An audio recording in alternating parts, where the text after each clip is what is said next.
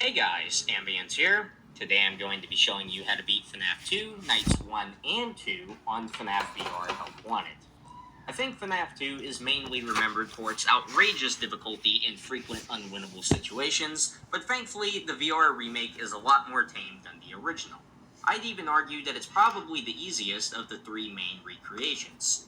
This is mainly due to the animatronics being slower and more manageable in general, as well as it being way easier to multitask considering that you can, well, actually multitask.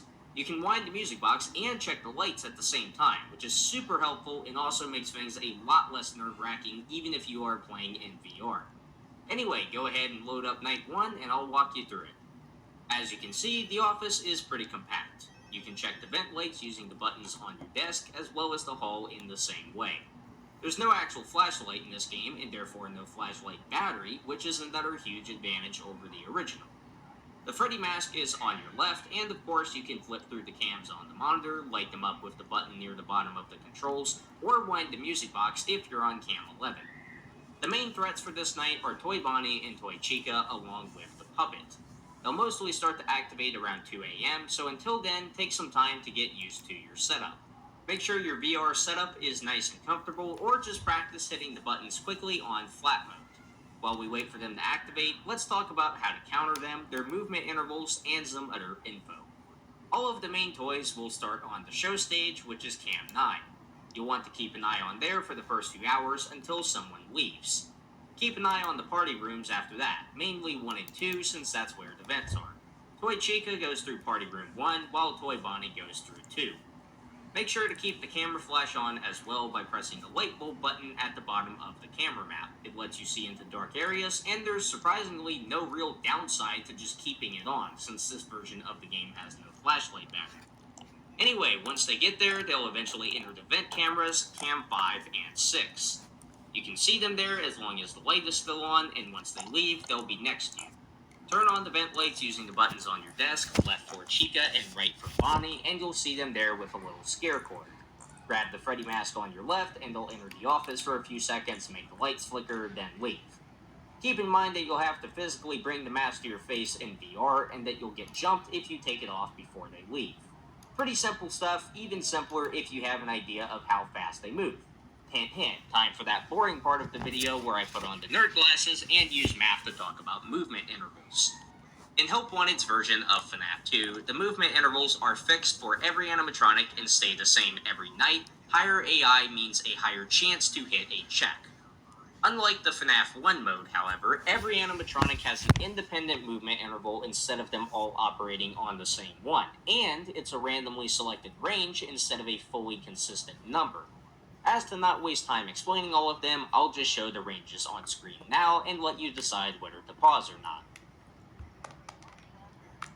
When an animatronic enters their movement range, they keep trying to move every second until it ends. For example, if their movement window is 10 seconds long, they'll attempt to move every second for the 10 seconds between the start and end of the window. Funny enough, if they get unlucky and the movement check fails all 10 times, they'll do the equivalent of flipping the board over when losing and just keep trying to move every second until it works. So if it normally takes them 20 to 30 seconds to move, it could sometimes take 35, or even 40 plus with crazy luck. In any case, once the pass check succeeds, the time needed to reach the next window will restart and checks will start again once the next window is reached.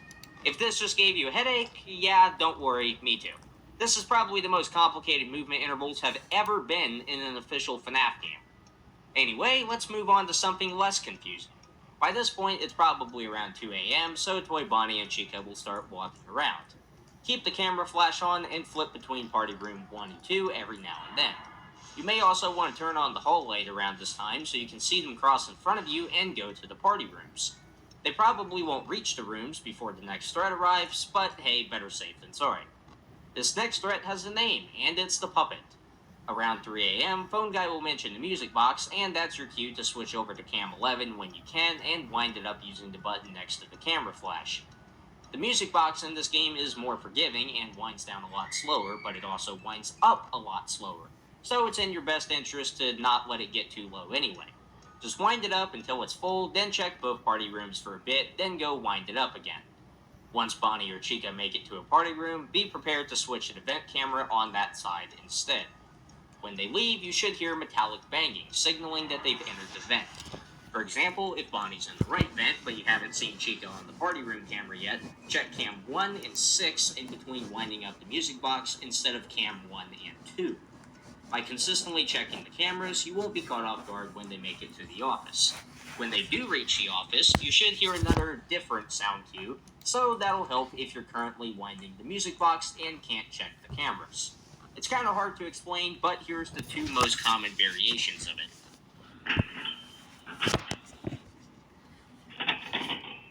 This will also play when Mangle or the Withered animatronics start walking around later, but for now, it'll just play when someone reaches the vent light.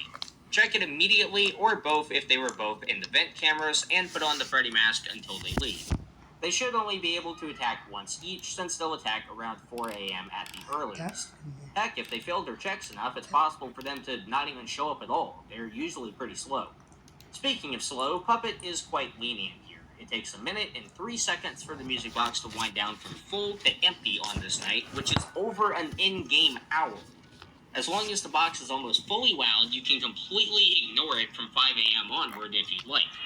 Anyway, just keep the box wound up when you can, and keep a close eye on the vent cameras once the toys get close. If it makes you feel safer, you can just focus on the vents once someone gets there, and wind up the box after you ward them off, since it shouldn't take longer than 40 seconds at the most.